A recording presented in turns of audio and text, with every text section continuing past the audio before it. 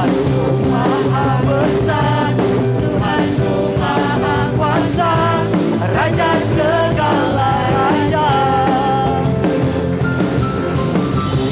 Dia takkan tergoyahkan, dia takkan terkalahkan, dia hidup dan berkuasa. Serukan namanya, Yesus Tuhan Raja. Segala kuasa tunduk dalam namanya. Dia luar biasa, dia luar biasa, perkasa mulia. Yesus nama di atas segala nama.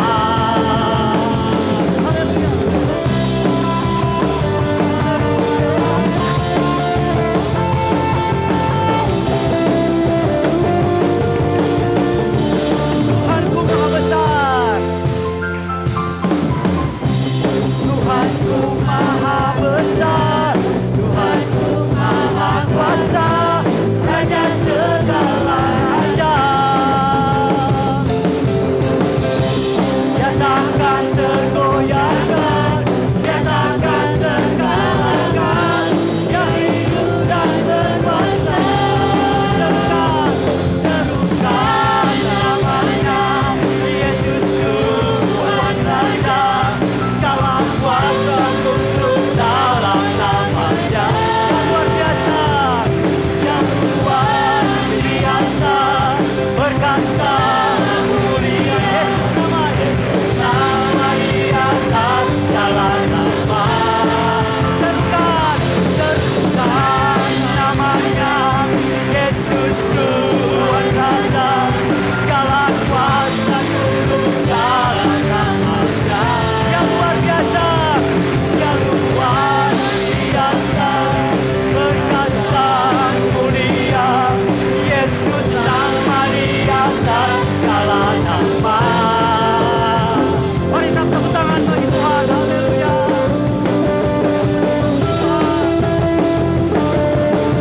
Kau baik Tuhan, Kau luar biasa. Terima kasih. Haleluya.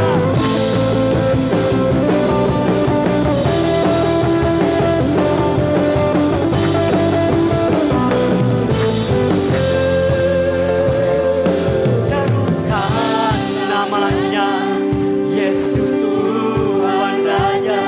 Segala kuasa tunduk dalam namanya. Dia luar biasa, perkasa mulia. Yesus nama di atas segala nama. Serukan namanya, Yesus Tuhan Raja. Segala kuasa tunduk dalam namanya. Dia luar biasa, perkasa mulia. Yesus nama di atas segala nama. Yesus nama di atas segala nama. Yesus nama di atas segala nama. Haleluya, terima kasih. Oh, haleluya, terima kasih Tuhan. Haleluya. Silakan duduk. Puji nama Tuhan. Nama saya Pendeta Like Rory.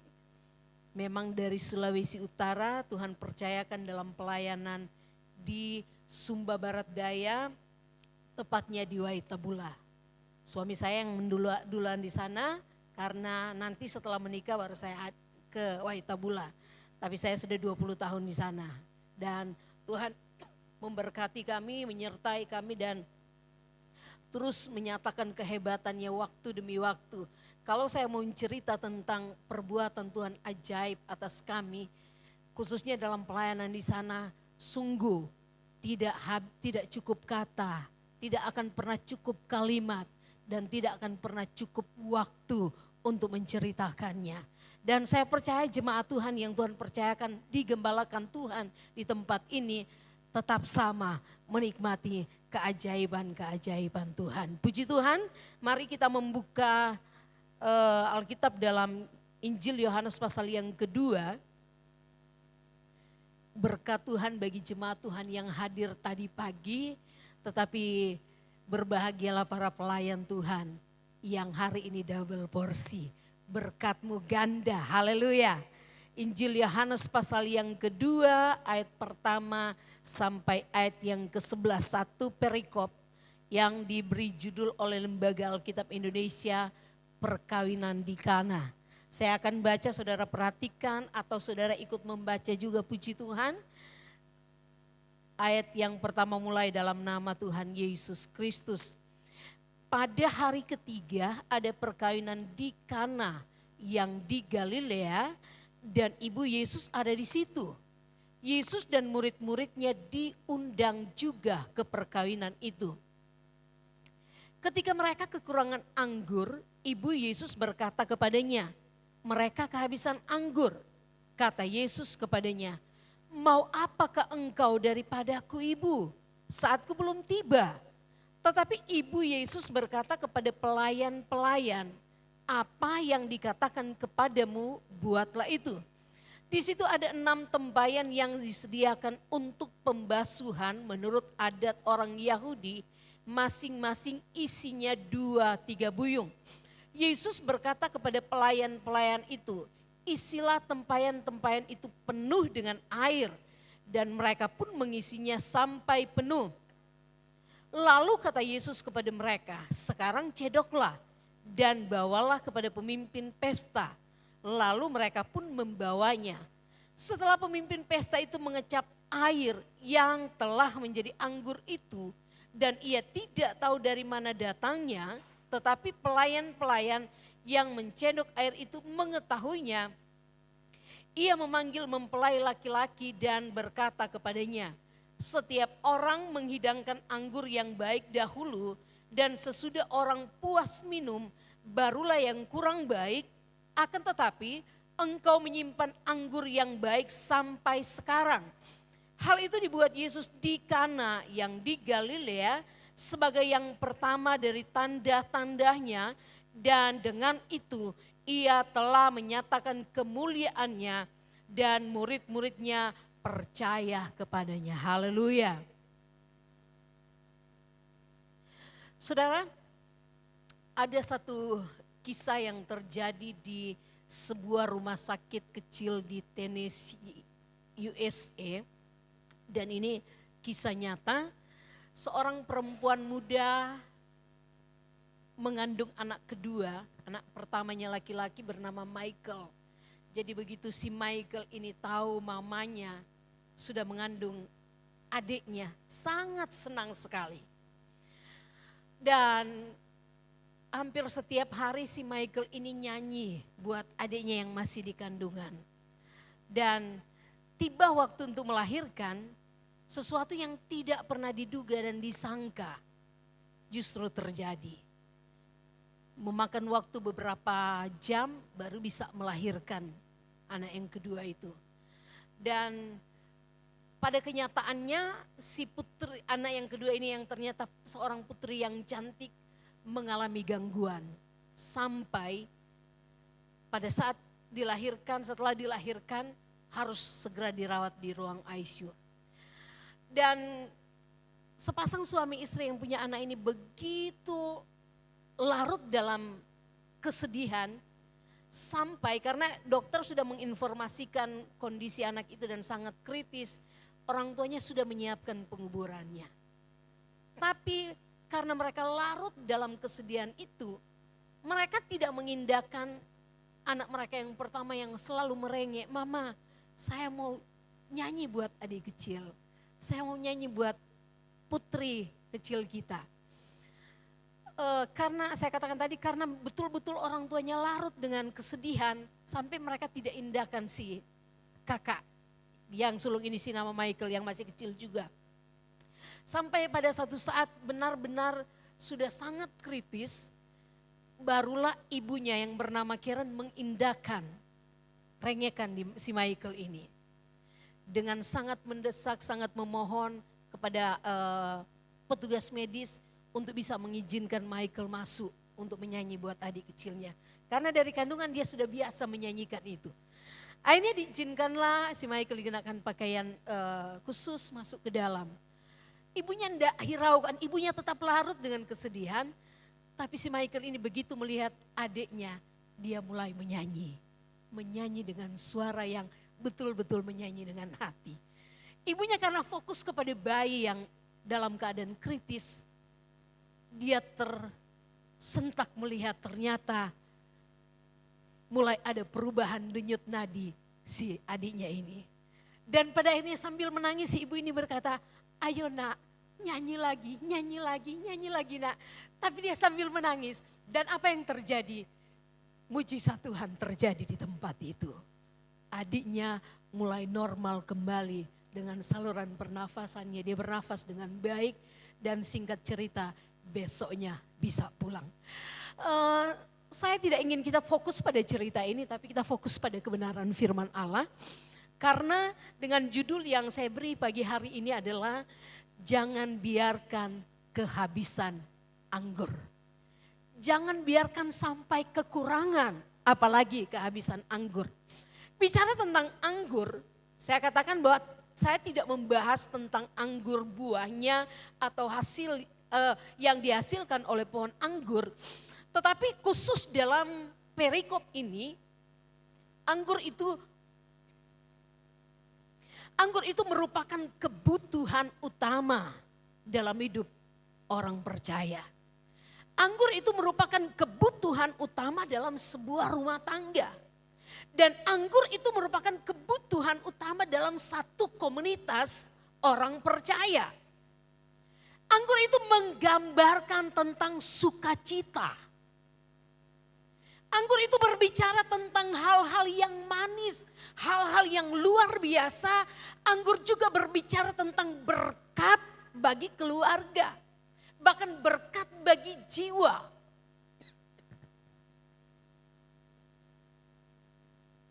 Alkitab berkata dalam Mazmur 104 ayat 15, anggur itu menyukakan hati manusia. Nah, seperti yang judul saya berikan pada pagi hari ini, jangan sampai kekurangan atau kehabisan anggur menjadi pertanyaan bagi kita, bagaimana supaya kita dapat tidak mengalami kekurangan apalagi kehabisan anggur. Saudara, bicara tentang anggur dalam sebuah pesta, kalau sampai kehabisan itu merupakan sesuatu aib bagi keluarga yang berpesta. Sesuatu yang memalukan.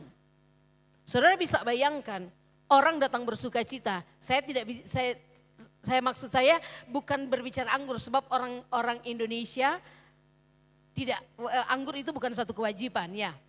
Kalau orang makan belum puas makan, habis di meja, apa yang terjadi? Itu pasti akan menjadi cibiran orang. Sehingga saya ingin katakan bahwa betapa pentingnya anggur dalam sebuah keluarga, betapa pentingnya anggur dalam sebuah pesta. Nah, yang pertama, bagaimana supaya kita tidak mengalami kekurangan atau kehabisan anggur adalah kita perlu memastikan Yesus selalu ada bersama dengan kita. Kita perlu memastikan Yesus itu hadir setiap waktu, setiap situasi hidup kita. Kenapa? Kenapa mesti Yesus? Kenapa bukan orang lain? Kenapa bukan uang? Karena hanya Yesus yang sanggup mengubah air menjadi anggur. Air itu hal yang biasa. Setiap rumah pasti ada air. Di mana-mana kita bisa dapat air.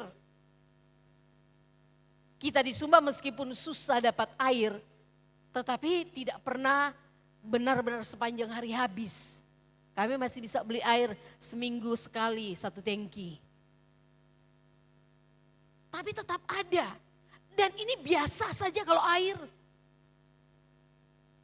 Tetapi anggur itu hal yang luar biasa. Anggur itu hal yang istimewa. Nah, kalau Yesus ada dalam sebuah pesta dan ini pernah dan memang terjadi. Yesus mengubah air menjadi anggur. Saya ingin katakan kepada kita semua, Yesuslah yang sanggup mengubah hal yang biasa menjadi luar biasa. Siapa yang tidak mau yang luar biasa? Siapa sih yang tidak mau menikmati hal-hal yang istimewa? Pasti kita semua mau menikmati itu, menikmati yang luar biasa, menikmati yang istimewa. Dan itu hanya bisa dikerjakan oleh Yesus di dalam kehidupan kita. Tidak ada siapapun di bawah kolong langit ini yang sanggup mengubah hal yang biasa menjadi luar biasa selain Tuhan kita Yesus Kristus. Katakan amin.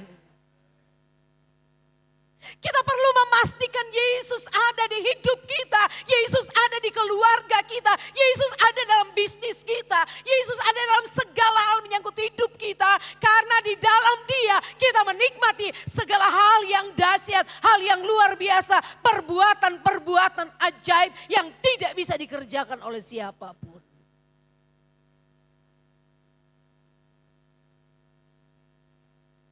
Dan saya yakin kita sepakat. Di mana Yesus ada, di situ pasti ada mujizat. Di mana Yesus ada, di sana pasti ada mujizat. Apakah kita tiap hari menikmati Yesus hadir di hidup kita? Dan itu hanya kita yang bisa menjawab.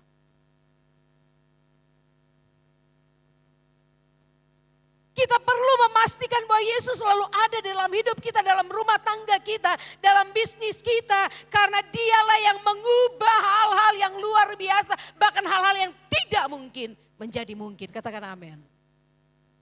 Ya, hanya Dia yang sanggup mengubah yang tidak mungkin menjadi mungkin.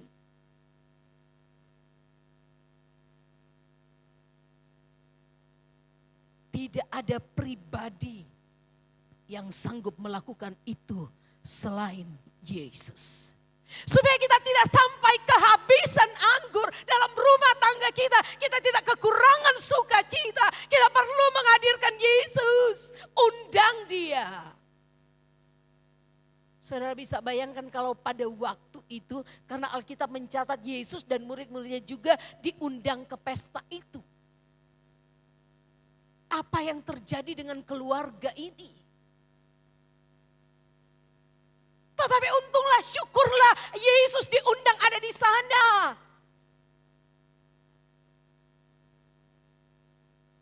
Ada berapa banyak kesempatan kita merasa bisa dalam pekerjaan kita. Sehingga kita tidak menghadirkan Tuhan. Saudara, 2 minggu kemarin, 2 minggu kemarin. Kami diajak, ada yang Tuhan percayakan sempat Kepala Siap Bandar di Waikelo dipindahkan ke Waingapu. Dengar-dengar katanya di Waingapu ada seorang staf yang suka atur segala sesuatu. Jadi sampai kepala-kepala Siap Bandar sebelumnya selalu ikut maunya dia. Nah, si jemaat ini yang pindah ke sana mengajak kami, Pak Pendeta, kita doa sama-sama di sana. Dan puji Tuhan, kami mendeklarasikan Tuhan di tempat itu dalam karir dari jemaat Tuhan ini. Singkat cerita, si orang yang katanya dia pegang sesuatu sampai dia yang atur segala sesuatu di situ, mendatangi Pak Kepala itu dan dia mengakui, wah Pak ini punya Tuhan, dia luar biasa, dia orang suka berdoa, jadi jangan main-main. Itu yang dia informasikan kepada orang lain. Dan itulah hebatnya Tuhan. Kita perlu menghadirkan Tuhan di dalam hidup kita, dalam rumah tangga kita, karir, bisnis apapun. Kita tidak dapat menduga apa yang akan terjadi 1 jam ke depan. Tetapi kalau Tuhan ada, Dia mengendalikan segala sesuatu. Katakan amin. Yang kedua, kita langsung lanjut yang kedua. Dari pembacaan ini adalah kita melihat seorang yang bernama Maria. Walaupun secara biologis dia adalah ibu dari Tuhan Yesus. Jadi seperti Maria, kenapa? Kenapa kita perlu melihat pribadi Maria? Maria melakukan apa? Sehingga kita perlu perhatikan. Saudara, ketika pesta ini kekurangan anggur, yang Maria lakukan adalah datang kepada Yesus. Yang dia lakukan adalah datang kepada Yesus, menyampaikan situasi yang sedang terjadi dalam pesta itu. Apa yang Maria katakan? Mereka kehabisan anggur. Dan saya ingin berkata, kenapa saya katakan tadi, jadi seperti Maria, Maria sanggup mendeteksi apa yang terjadi. Maria mendeteksi keadaan pesta pada waktu itu bahwa mereka kekurangan anggur. Dan langkah yang diambil adalah datang kepada Yesus menyampaikan itu. Saya katakan tadi, ya kan itu anaknya. Kita berpikir secara logika, kalau kita datang kepada anaknya, anak kita apapun yang kita mau, kita bisa didengar. Tetapi perhatikan, ketika Maria berkata kepada Yesus, mereka kehabisan anggur, apa yang Yesus katakan? Mau apakah engkau daripadaku ibu, waktuku belum tiba. Apa Maria ngambek? Tidak. Maria mendeteksi dan menyampaikan apa yang terjadi kepada Tuhan. Dan langkah yang diambil selanjutnya oleh Maria adalah datang kepada pelayan-pelayan. Saya ingin katakan bahwa ketika Maria mengambil langkah lanjutan, itu dia yakin bahwa Tuhan mau berbuat sesuatu. Sehingga dia katakan kepada para pelayan, apa yang disuruh kepadamu perbuatlah itu.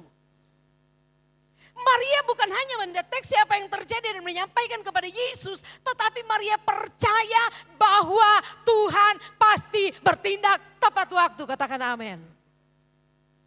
Dia tidak pernah terlambat. Ada saat kita merasa kondisi kita sudah terlambat, Tuhan mau tolong.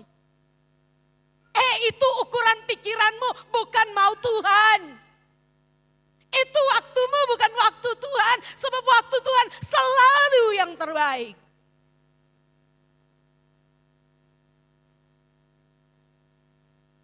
Selesai dia deteksi apa yang terjadi, dia datang kepada Tuhan.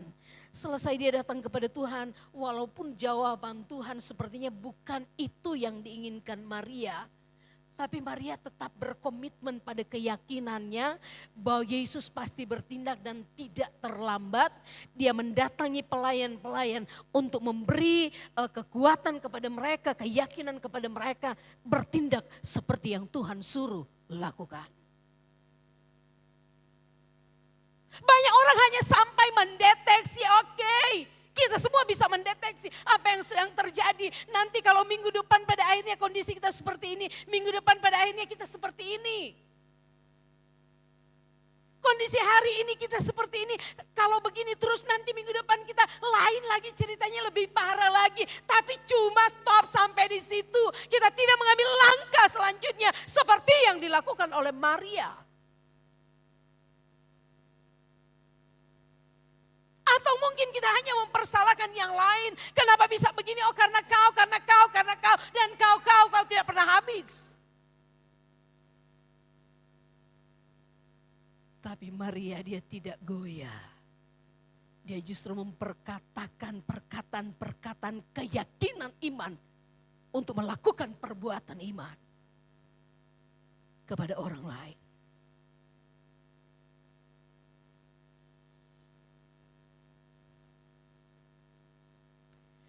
Kalau kita sudah mendeteksi seberapa besar usaha kita untuk memperbaiki yang sedang kekurangan.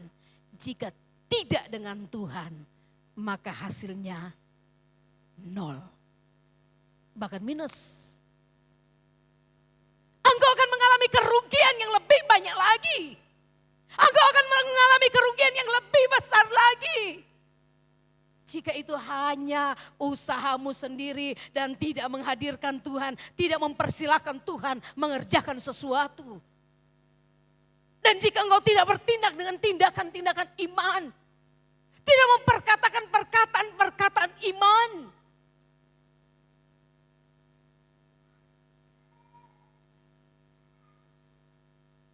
tapi puji Tuhan, kalau kita bertindak seperti Maria, kita sudah mendeteksi tindakan lanjutnya, bukan hanya sampai dideteksi, ada tindakan lanjutnya. Yang ketiga,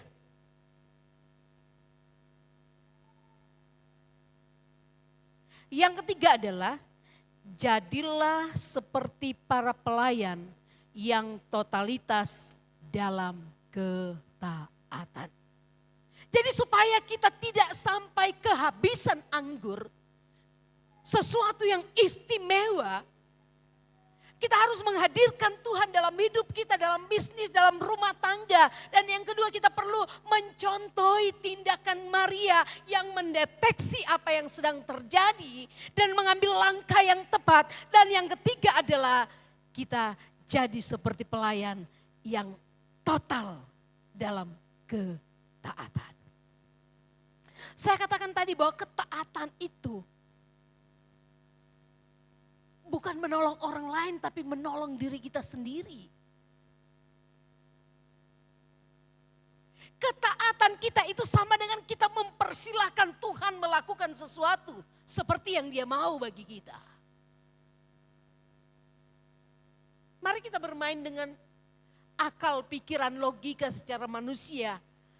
Pelayan-pelayan itu mungkin sama dengan para pembantu ya, pembantu rumah tangga atau apa ya. Jadi pada dasarnya pelayan itu mendengarkan apa yang disuruh oleh tuannya. Itu pada dasarnya seperti itu. Tapi mari perhatikan, ketika Maria datang kepada mereka, lakukan apa yang disuruh lakukan, perbuat apa yang disuruh perbuat. Yesus menyuruh pelayan-pelayan untuk mengisi tempayan penuh dengan air. Dicatat dalam Alkitab, dalam pembacaan kita, bejana-bejana itu, tempayan-tempayan itu adalah tempat untuk pembasuhan. Jadi kalau disuruh isi air, ya memang itu tempat air.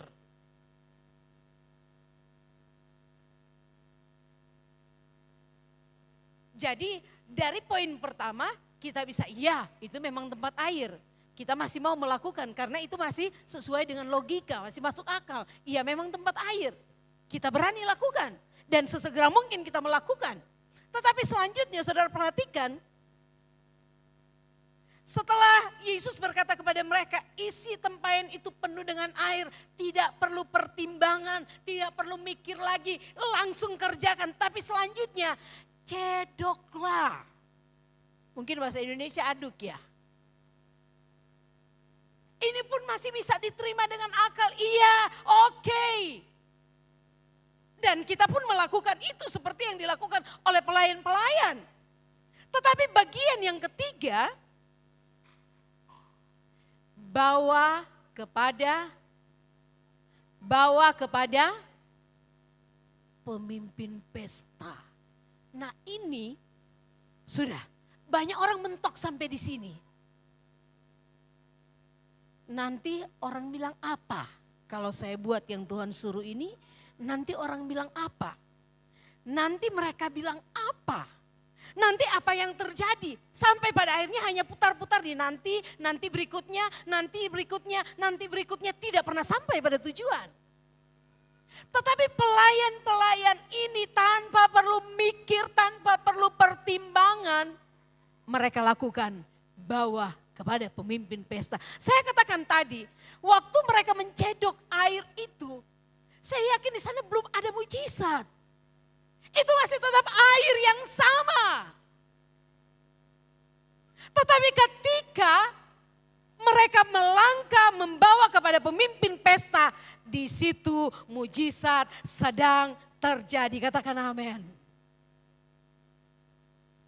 Jadi ketaatan kita itu menolong kita ketika kita berani melangkah dalam ketaatan. Melakukan apa yang Tuhan suruh kita lakukan. Di situ mujizat Tuhan terjadi. Haleluya.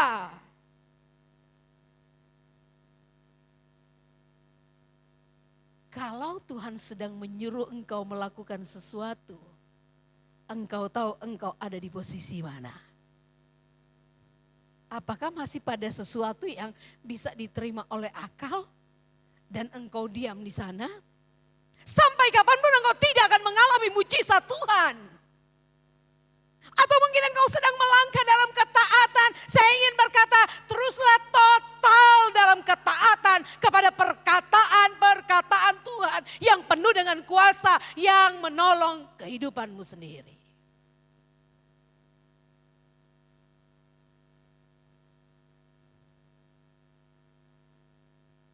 Saya justru baru tahu tadi, dengar sama Bapak Gembala, ternyata anggur untuk menghasilkan anggur yang biasa hanya memakan 4 hari. 4 tahun untuk menghasilkan anggur yang biasa. 4 tahun pengolahannya. Mungkin fermentasinya ya. Tetapi untuk menghasilkan anggur yang lebih baik, anggur yang istimewa, 30 tahun.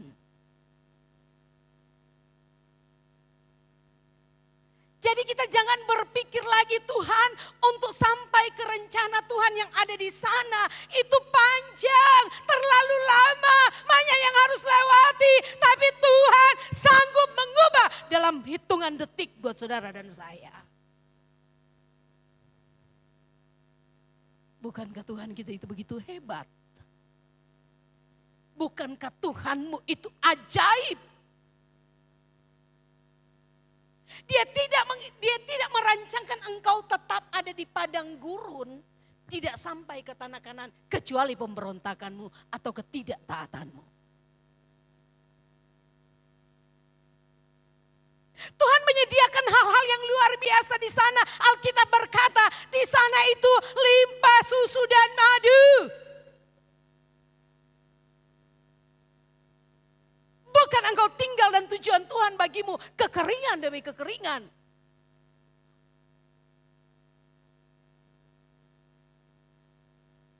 Tuhan merancang kita umat Tuhan, milik Tuhan, tebusan Tuhan untuk setiap hari menikmati anggur baru, sukacita, hal-hal yang luar biasa, hal-hal yang istimewa di dalam Tuhan.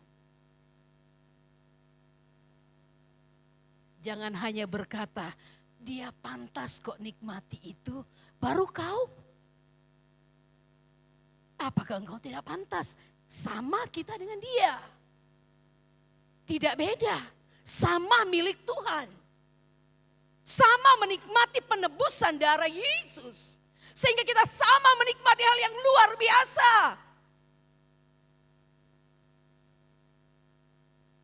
Apalagi kalau kita mulai bilang, memang ini firman Tuhan cocok untuk dia. Memang itu Pak Pendeta bilang cocok buat si sana. Kapan engkau mendengar, menerima perkataan Tuhan dan tunduk pada perkataan Tuhan, melakukan apa yang Tuhan suruh engkau lakukan? Engkau tidak akan mengalami sesuatu yang luar biasa. Hal-hal yang istimewa dalam hidupmu, termasuk pelayananmu. Tapi ketika kita mulai menerima perkataan Tuhan dengan penuh ketulusan. Dan ketika kita tahu Tuhan berbicara tentang kita, tentang apa yang sedang terjadi, tentang apa yang harus engkau lakukan, segera bertindak. Karena saya ingin katakan, sesegera mungkin engkau bertindak, sesegera itu Tuhan melakukan keajaibannya untuk kita. Semakin kita menunda untuk taat pada apa yang Tuhan katakan, maka semakin lama.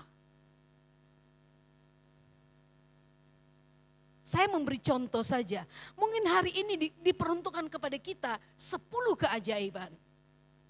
Tapi kita masih mikir-mikir, tapi kita masih tunda-tunda, nanti saya rugi Tuhan.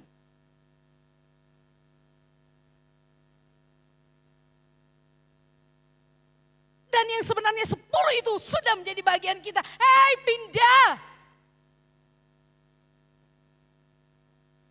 Orang duluan yang lebih berlari pada ketaatan karena kita hanya berdiam diri.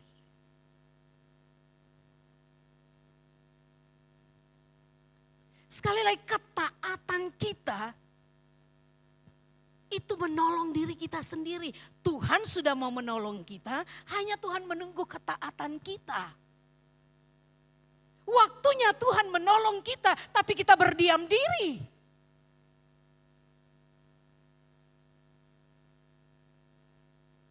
Waktunya Tuhan menolong kita, tapi kita berdiri pada pemberontakan kita. Tidak Tuhan, berat Tuhan. Waktunya Tuhan menolong, menyelamatkan bisnis kita dari kekurangan anggur. Tapi engkau berdiam diri, engkau tidak berani melangkah, melakukan apa yang Tuhan suruh engkau lakukan. Tidak masuk akal Tuhan, tidak cocok Tuhan, hukum bisnis begini, tapi ini Tuhan beda.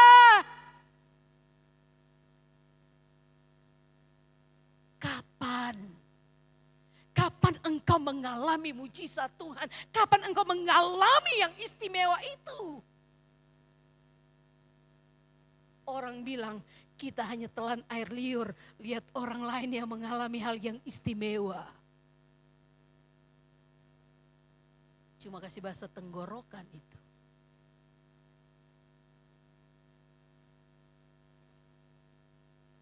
Sekali lagi kita dirancangkan untuk setiap hari mengalami hal-hal yang istimewa, mengalami anggur yang kualitas luar biasa. Yang bukan dihasilkan dari fermentasi, cara fermentasi manusia, tapi dihasilkan oleh perbuatan Tuhan yang ajaib.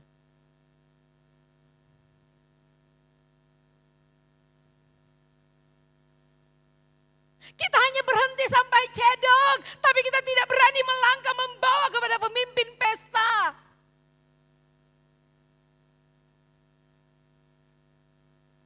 Saya ingin berkata, ketika engkau berhenti di situ, terus tinggal lama di sana, itu di sana akan pada akhirnya terjadi kekacauan, hal yang tidak pernah kita inginkan. Kenapa bisa begitu? Kembali pada diri kita. Ada banyak hal yang terlewatkan, yang tidak berani kita lakukan, Tuhan suruh kita lakukan.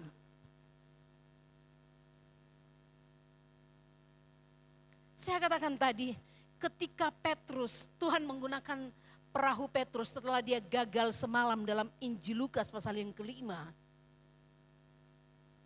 Dilihat oleh orang banyak. Setelah Tuhan bilang, Petrus saya mau pakai perahumu. Oke Tuhan, pakai silakan. Jempol buat Petrus. Di masa kegagalan, apa yang dia punya yang merupakan sarana atau alat sebagai mata pencariannya, dia kasih buat Tuhan, jempol buat Petrus. Tapi saudara tahu, tujuan utama Tuhan bukan hanya memberitakan Injil kepada orang banyak, tetapi juga datang menolong Petrus mengatasi kegagalannya. Setelah Tuhan selesai berbicara kepada orang banyak, Tuhan bilang apa sama Petrus dalam Injil Lukas pasal 5? Tebarkan jalamu. Bertolaklah lebih dalam lagi dan tebarkan jalamu. Petrus masih berargumen dengan Tuhan, iya karena memang tidak masuk akal. Mungkin pada waktu itu orang banyak menertawakan Petrus. Ada apa dengan ini Petrus? Sudah bukan jam menangkap ikan, jala sudah bersih, sekarang mau siap tebar jala.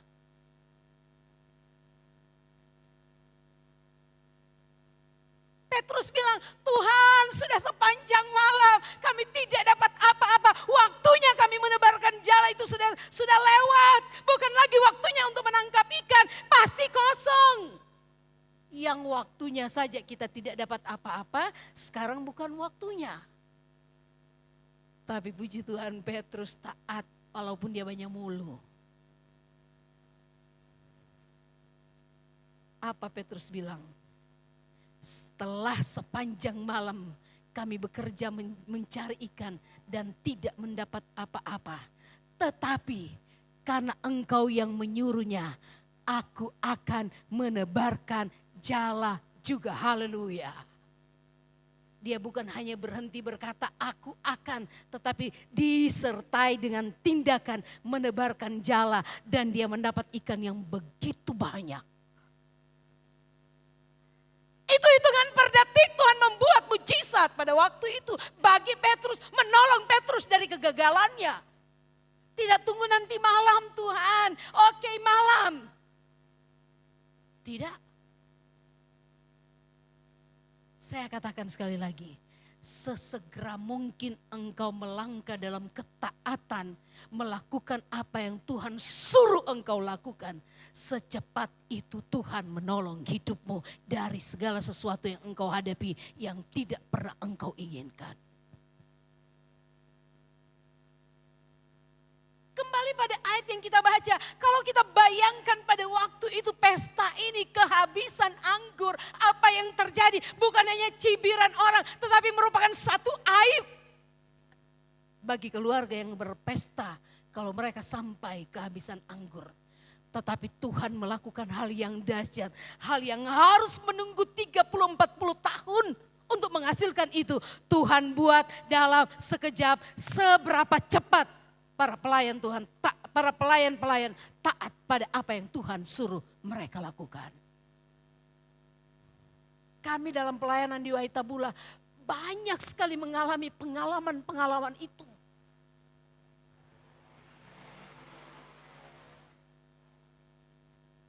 Ada saat secara manusia kami berontak, Tuhan tidak mungkin, kami lagi begini Tuhan. Tetapi dengan jelas mendengar apa kata Tuhan, apa yang Tuhan suruhkan, kami bertindak. Dan di situ Tuhan melakukan hal yang dahsyat, Tuhan mengganti 100 kali lipat. Dan saya ingin berkata, lebih dari itu yang Tuhan persiapkan untuk saudara dan saya. Jangan persalahkan yang lain dalam satu keluarga. Oh karena dia, karena suami, karena istri, karena anak, karena orang tua. Sampai kondisi kita kekurangan anggur. Tapi mari kita deteksi dan dengar dengan jelas apa yang Tuhan suruh engkau lakukan. Supaya hal-hal yang biasa itu Tuhan ubah. Menjadi hal yang luar biasa. Hal yang biasa-biasa menjadi hal yang istimewa. Saya ingin berkata kepada kita semua pada pagi hari ini. Ada berapa banyak hal yang dulunya istimewa. Dan itu kita tahu jelas sekarang bukan istimewa lagi. Sudah seperti biasa-biasa saja.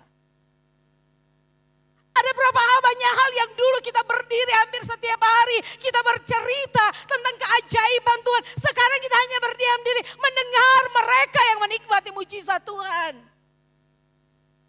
Engkau sedang kekurangan anggur. Dan saya ingin berkata, Tuhan tidak merancangkan engkau sampai kehabisan anggur. Tuhan merancang kita setiap hari berpesta, menikmati keajaiban-keajaiban Tuhan. Deteksi dengan jelas bahwa engkau sedang kekurangan anggur. Jika hal-hal yang istimewa lagi tidak dinikmati, baik sebagai suami istri, dalam rumah tangga, dalam bisnis, dalam karir, dalam pelayanan. Oh dulu begini dan begitu. Ketika saya berdiri melayani Tuhan, ketika saya memimpin puji-pujian, benar-benar hadirat Allah dihadirkan di rumah Tuhan. Tapi sekarang seperti apa?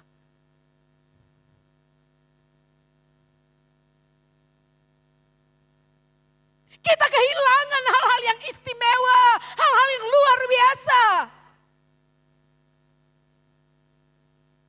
Dan Dan bersyukurlah kita hari ini Tuhan mau berbicara, menyampaikan isi hatinya buat kita. Bersyukurlah kita karena Tuhan mau berbicara tentang hidup kita hari ini. Karena Tuhan mau mengembalikan kita pada rencananya menikmati mujizat, mujizat, mujizat, mujizat Tuhan. Haleluya. Kita perlu ingat, jangan kita hanya menjadi pendengar setia.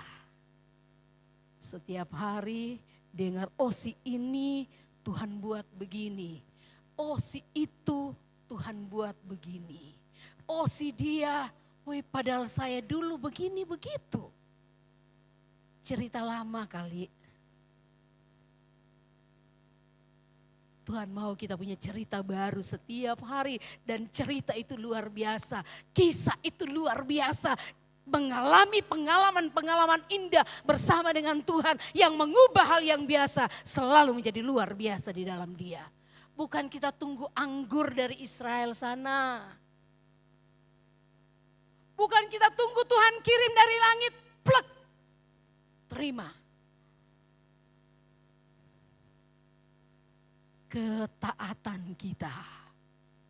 Dan saya yakin Tuhan berbicara untuk kita semua pagi hari ini.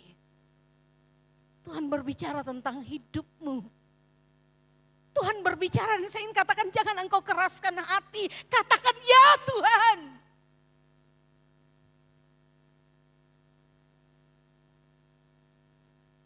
Dan bertindaklah sesegera mungkin. Supaya kita kembali pada rancangan Tuhan untuk menikmati keajaiban-keajaiban Tuhan.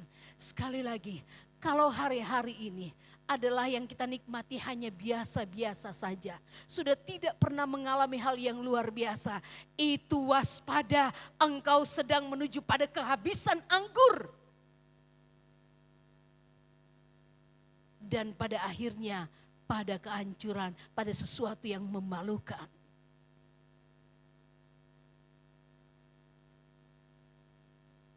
Seharusnya kita mengalami pesta, menikmati pesta setiap hari.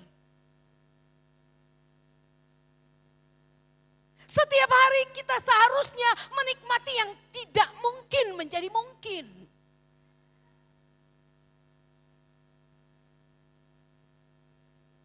Yesus ada di sini, siap mengerjakan itu buat saudara dan saya. Supaya Tuhan dimuliakan. Bagian terakhir, ayat yang terakhir dari pasal ini. Ayat yang ke-11. Sama-sama kita baca ayat yang ke-11. Injil Yohanes pasal 2 ayat yang ke-11. 2, 3.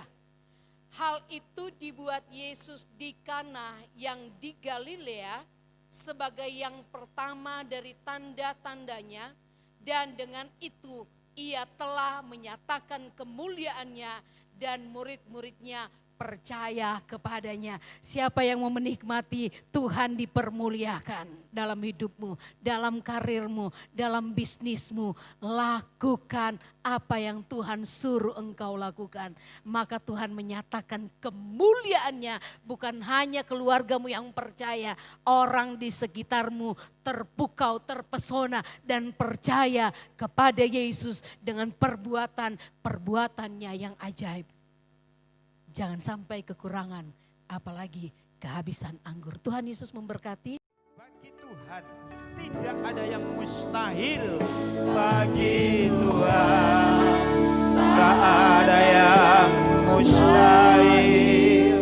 Bagi Tuhan tak ada yang tak mungkin. Mujizatnya disediakan bagiku, ku diangkat dan dipulihkan. Bagi Tuhan, mari saudara sejemput kita semua bangkit berdiri. Tak ada yang mustahil.